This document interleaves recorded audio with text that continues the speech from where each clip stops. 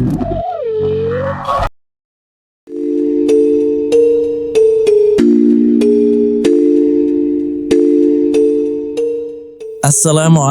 warahmatullahi wabarakatuh.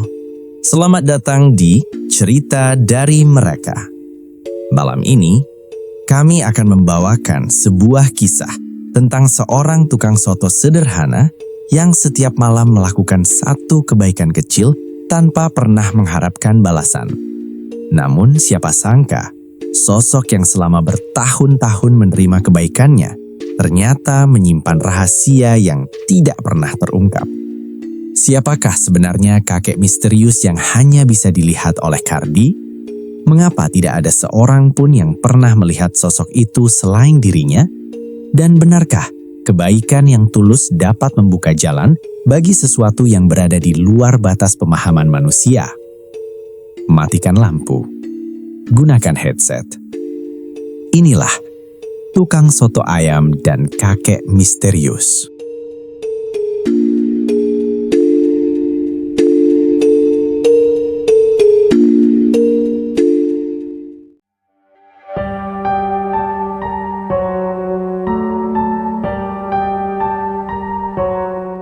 Menjelang maghrib, Kardi mendorong gerobak soto ayamnya menuju terminal bus antar kota di wilayah Jakarta Timur.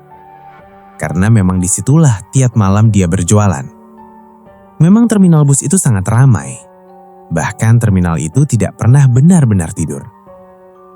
Bahkan saat jam menunjukkan lewat tengah malam, ketika sebagian besar penumpang sudah berangkat atau tertidur di bangku panjang, selalu ada suara mesin bus, klakson yang samar, dan langkah kaki yang terdengar bergema di lantai beton. Kardi sudah terbiasa dengan semua itu. Di antara semua itu, ada satu aroma yang paling menenangkan. Kuah soto ayam hangat milik Kardi. Kardi sudah berjualan di terminal itu selama hampir 10 tahun.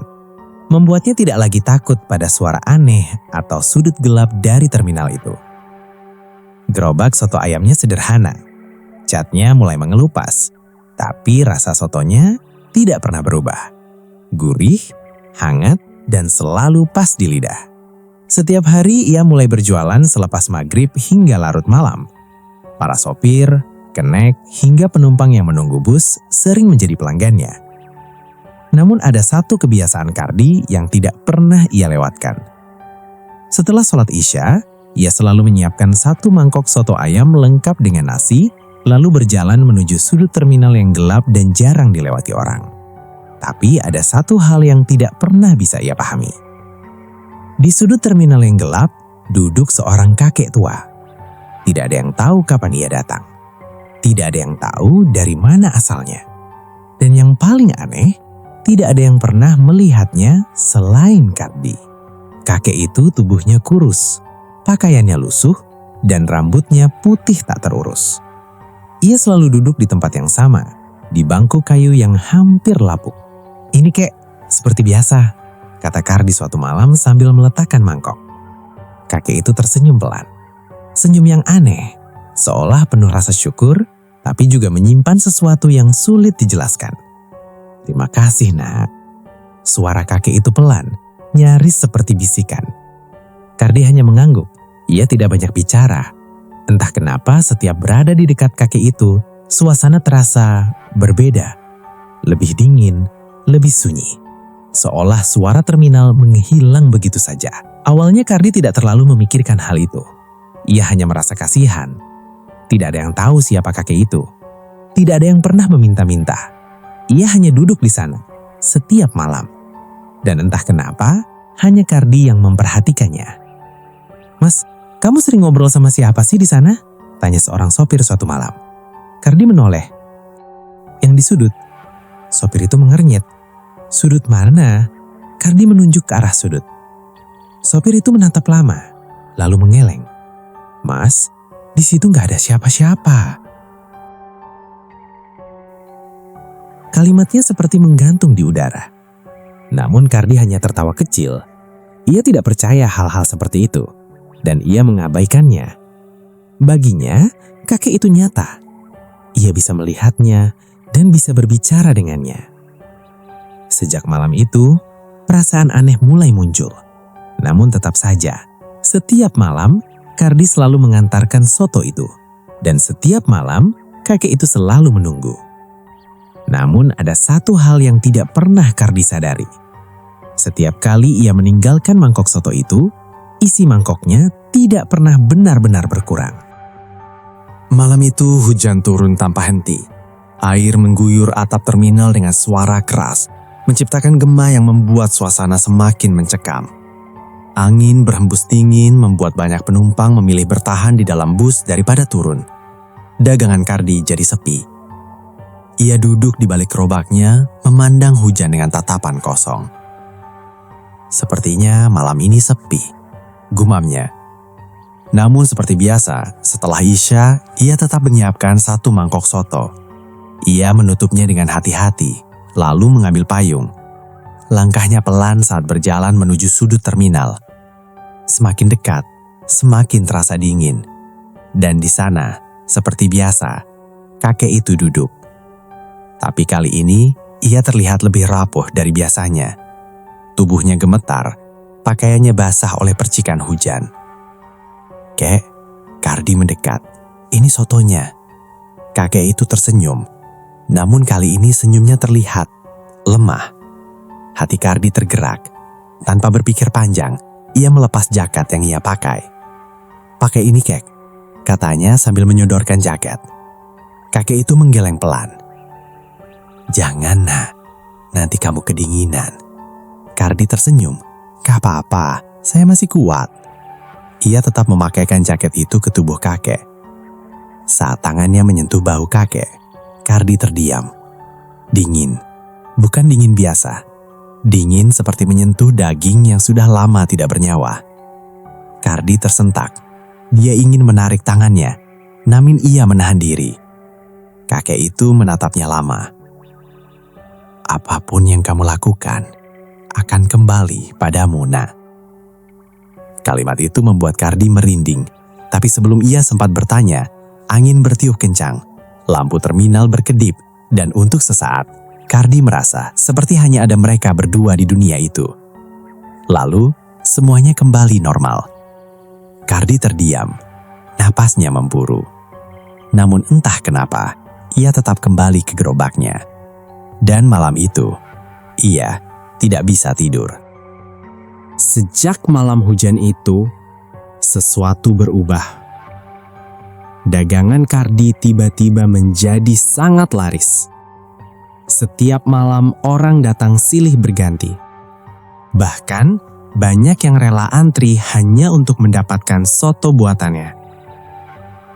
"Mas, sotonya beda ya sekarang?" tanya seorang pelanggan. Kardi hanya tersenyum bingung. Ia sendiri tidak merasa mengubah apapun. Namun, ada satu hal yang mengganggu pikirannya. Kakek itu tidak pernah muncul lagi. Malam pertama, Kardi menunggu. Malam kedua, ia mulai mencari. Malam ketiga, ia mendatangi setiap sudut terminal. Tapi kakek itu benar-benar hilang. "Kamu lagi cari siapa sih?" tanya temannya. "Kakek yang biasa duduk di sana." Temannya menggeleng. "Dari dulu nggak pernah ada kakek di situ, Di." Kardi terdiam. Perasaan aneh mulai menjalar. Apakah selama ini ia melihat sesuatu yang tidak dilihat orang lain? Namun, satu hal yang pasti, ia merasa kehilangan. Sudut terminal itu kini terasa kosong. Terlalu kosong. Dan anehnya, sejak kakek itu hilang, hidup Kardi justru semakin membaik. Ia bisa membuka kios, lalu kios kedua, lalu ketiga.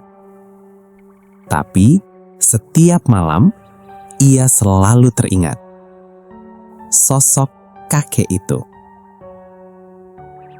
Bertahun-tahun berlalu, Kardi kini bukan lagi pedagang gerobak. ia memiliki beberapa kios soto ayam yang terkenal. Namun, ia tetap sering datang ke terminal lama, bukan untuk berjualan, tapi untuk mengenang. Suatu malam, saat ia hendak menutup kiosnya, ia melihat sesuatu di seberang jalan. Di bawah lampu jalan yang redup, seorang kakek berdiri, tubuh kurus, rambut putih, dan jaket yang pernah ia berikan. Jantung Kardi berdegup kencang. "Kek!" Ia berlari menyeberang. Mobil-mobil melintas, klakson terdengar, tapi ia tidak peduli. Saat ia sampai, kakek itu masih berdiri, menatapnya dengan senyum yang sama. Tangan Kardi gemetar saat ia menyerahkan bungkusan soto. "Ini, Kek." Kakek itu menerimanya perlahan. Lampu jalan berkedip sekali, 2 kali, 3 kali, dan kakek itu menghilang. Begitu saja, tanpa jejak. Sejak malam itu, Kardi tahu kakek itu bukan manusia biasa. Namun anehnya, ia tidak merasa takut. Yang ia rasakan justru rindu. Setiap malam, ia masih menyisihkan 1 porsi soto. Ia letakkan di sudut terminal, tempat yang dulu. Meskipun tidak pernah lagi melihat kakek itu, ia percaya sosok itu masih ada. Mungkin hanya tidak ingin terlihat. Kadang, saat angin berhembus dingin atau lampu berkedip tanpa sebab, Kardi merasa ia tidak sendirian. Dan di suatu malam yang sunyi, saat ia duduk sendiri, ia mendengar suara pelan, hampir seperti bisikan. "Terima kasih, Nak." Kardi tersenyum. Air matanya jatuh tanpa sadar. Karena ia tahu, kebaikan kecil yang ia lakukan telah menghubungkannya dengan sesuatu yang bahkan tidak bisa dijelaskan oleh logika. Dan sejak saat itu, ia tidak pernah lagi merasa benar-benar sendiri.